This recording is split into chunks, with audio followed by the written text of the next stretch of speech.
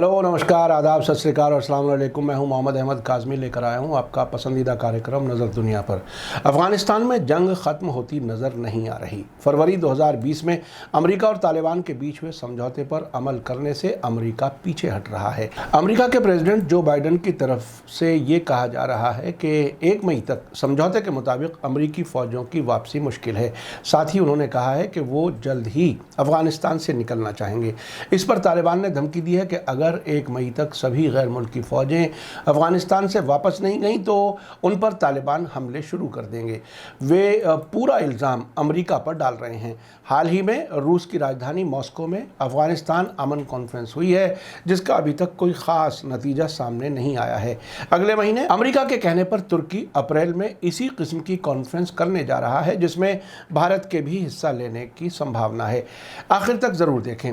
आगे बढ़ने से पहले आपसे गुजारिश है कि अगर आपने अभी तक media star world YouTube channel subscribe नहीं किया है तो सब्सक्राइब कर लें और घंटी दबाना ना भूलें। और अगर आप हमें फेसबुक पर देख रहे हैं तो हमारे पेज को लाइक करें ताकि हमारी हर वीडियो की खबर आपको सही वक्त पर मिल सके।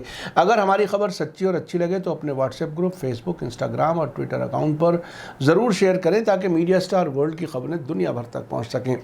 बड़ी खबर यह है कि अमेरिकी प्रेसिडेंट जो बाइडन की अफ़गानिस्तान से गैर मुल्की फ़ौजों की वापसी पर हालिया कमेंट के बाद तालिबान ने कहा है कि अफ़गानिस्तान में अमेरिकी फ़ौजों की मौजूदगी में देरी को दोहा समझौते की खिलाफ वर्जी के तौर पर देखा जाएगा और आने वाले वक्त में मुल्क में होने वाली गड़बड़ी की पूरी जिम्मेदारी समझौते की खिलाफ वर्जी करने वालों पर होगी। काबुल के तोलो न्यूज़ चैनल के मुताबिक तालिबान ने कहा है कि वे समझौते के लिए पाबंद हैं। साथ ही उन्होंने अमेरिका को मशवरा दिया है कि वो इस मौके को हाथ से ना निकलने दें। साथ ही कहा है कि जंग भड़काने वाले, गलत मशवरे देने वालों और भड़काने वालों से अमेरिका को दूर रहना चाहिए।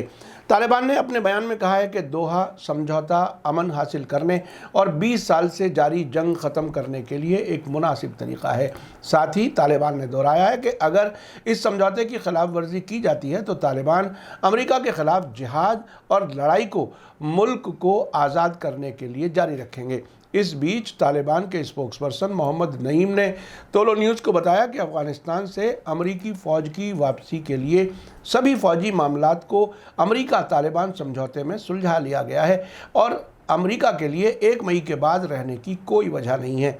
नईम ने कहा कि दोहा समझौते की खिलाफ वर्जी नई मुश्किलात लाएगी और ये जिम्मेदारी उन लोगों पर होगी जो समझौते की खिलाफ वर्जी करेंगे। आपको याद दिला दूं कि अमेरिका के प्रेसिडेंट जो बाइडन ने थर्सडे को अपनी पहली प्रेस कॉन्फ्रेंस में कुछ ख़ास वजहों से अफ़गानिस्तान से फ़ौजियों की 1 मई तक वापसी को मुश्किल बताया था। ये पूछे जाने पर कि क्या वे अब से 1 साल बाद तक अफ़गानिस्तान में अमेरिकी फ़ौजी मौजूदगी की उम्मीद करते हैं, तो उन्होंने कहा था कि वे ऐसा नहीं कर सकते। उन्होंने कहा कि हम छोड़ेंगे, सवाल यह है कि हम कब निकलेंगे।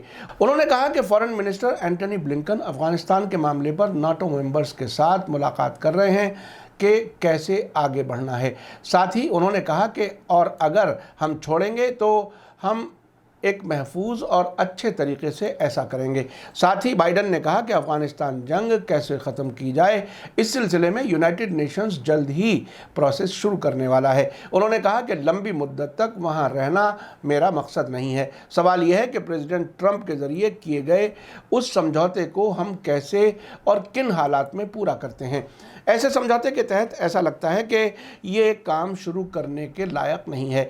आपको याद दिला दूं कि फार्मर अमेरिकी प्रेसिडेंट डोनाल्ड ट्रंप की सरकार और तालिबान के बीच 29 फरवरी 2020 को समझौते पर दस्तखत किए गए थे, जिसके बारे में अफ़गान सरकार ने कहा था कि समझौते से उम्मीद के मुताबिक नतीजे नहीं आए हैं क्योंकि मुल्क में हालात बिगड़े हैं। लेकिन तालिबान का कहना है कि ये मुल्क में अमन बहाली की सिमत में एक प्रैक्टिकल कदम है। दोहा में अमेरिकी प्रेसिडेंट के ख़ास नुमाइंदे ज़ल्मा खलीलज़ाद और तालिबान के बीच 18 महीने की बातचीत के बाद अमेरिका और तालिबान ने समझौते पर दस्तखत किए थे। इस समझौते के मुताबिक अमेरिका ने 1 मई तक अफ़गानिस्तान से अपने फ़ौजियों को वापस लेने के समझौते पर रजामंदी जाहिर की थी और तालिबान ने अल-कायदा और दूसरे टेररिस्ट ग्रुप के साथ अपने ताल्लुकात को ख़त्म करने और टेररिस्ट के अफ़गानिस्तान के अंदर किसी भी किस्म की सरगर्मियाँ ना करने के लिए अपने आप को पाबंद किया था। इस समझौते के बाद 10 दिनों के अंदर ही अफ़गानिस्तान और तालिबान के नुमाइंदों के बीच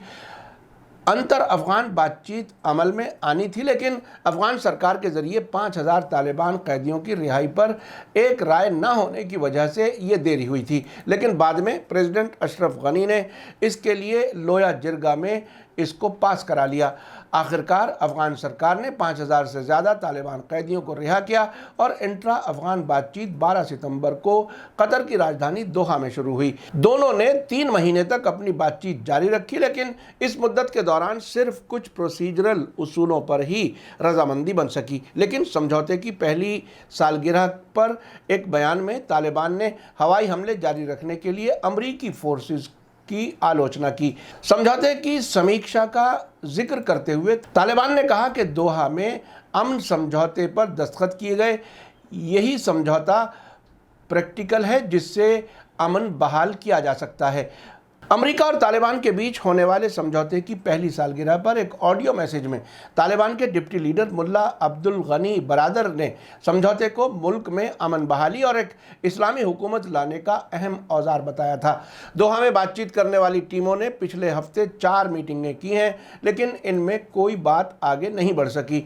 इन मीटिंगों की जानकारी रखने वाले सोर्सेज ने कहा है कि बातचीत का आगे बढ़ना इस बात पर डिपेंड करेगा कि दोहा समझौते के बारे में अमेरिका की नई सरकार किस नतीजे पर पहुंचती है। अमेरिका तालिबान समझौते के तहत अमेरिकी फौजों को 1 मई तक अफगानिस्तान छोड़ना होगा।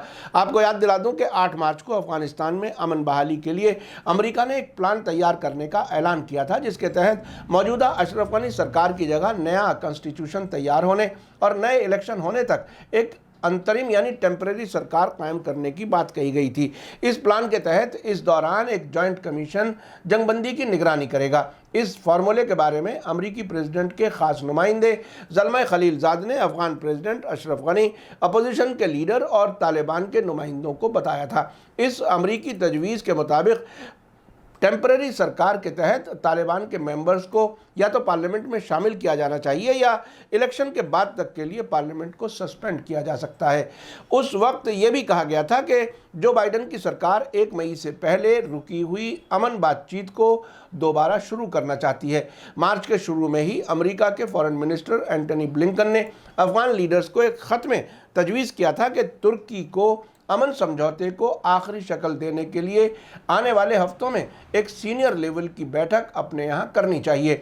अमेरिका की तरफ से दिए गए प्रपोजल पर अफगानिस्तान के प्रेसिडेंट अशरफ गनी ने टेम्परेरी सरकार के क़याम के लिए हुकूमत से अलग हटने से इनकार कर दिया था।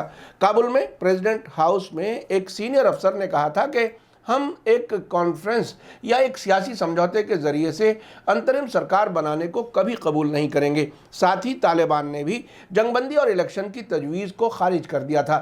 उस वक्त तालिबान के एक लीडर ने रॉयटर न्यूज़ एजेंसी को बताया था कि उनका ग्रुप अंतरिम सरकार में शामिल नहीं होगा, लेकिन वे टेम्परेरी सरकार बनाए जाने की मुखालिफत नहीं कर रहे हैं। अमेरिका की इस तजवीज़ पर अफगानिस्तान के वाइस प्रेसिडेंट अमरुल्लाह सालेह ने सख्ती से मुखालिफत करते हुए कहा था कि हम झुकने वाले नहीं हैं। उन्होंने कहा था कि हम अमेरिका की गैर कानूनी मांगों के सामने सिर नहीं झुकाएंगे।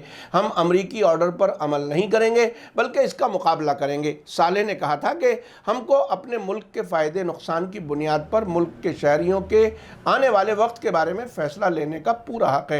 आपको बता दूं कि अमेरिका के फॉरेन मिनिस्टर एंटनी ब्लिंकन ने अफगानिस्तान के प्रेसिडेंट अशरफ गनी को भेजे गए खत में कहा था कि उन्हें अमेरिका की तरफ से पेश किए गए उस प्लान को कबूल करना होगा जिसके तहत या तो वे एक टेम्परेरी सरकार के बनाने के लिए तैयार हो जाएं या फिर तालिबान के साथ अलायंस करके अपनी सरकार चलाएं।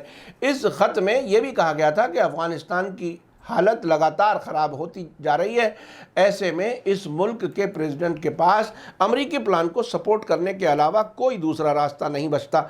आपने देखा कि अमेरिका के प्लान पर अमल करने के लिए ना तो अशरफ गनी सरकार और ना ही तालिबान तैयार हैं। आपने देखा कि अमेरिका के प्लान पर अमल करने के लिए ना तो अशरफ गनी सरकार है और ना ही खुद अमेरिका फरवरी 2020 के समझौते पर अमल करते हुए 1 मई तक अपनी फौजें वापस बुलाने के लिए तैयार है। यानी यानी इसका नतीजा सीधा सीधा ये है कि अमेरिका की फ़ौज वापस नहीं जाने वाली और ना ही अफ़गानिस्तान में अमन बहाल होने वाला। जो बाइडन अगले साल तक अमेरिकी फ़ौजी अफ़गानिस्तान में होने की संभावना के बारे में जो कह रहे हैं, उससे तो साफ है कि उनका भी इरादा फ़ौजें वापस बुलाने का नहीं है। इस तरह ये खेल ऐसे ही चलता रहेगा और हथियार के कारोबारी अपनी तिजोरियां भरते रहेंगे। इसी के साथ मुझे दीजिए इजाज़त। आज का एपिसोड कैसा लगा कमेंट्स में ज़रूर लिखें।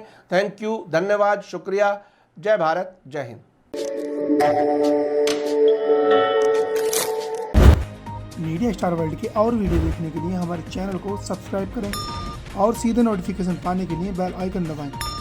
और अगर हमारी खबर सच्ची और अच्छी लगे तो अपने व्हाट्सएप, इंस्टाग्राम, फेसबुक और ट्विटर अकाउंट पर ज़रूर शेयर करें।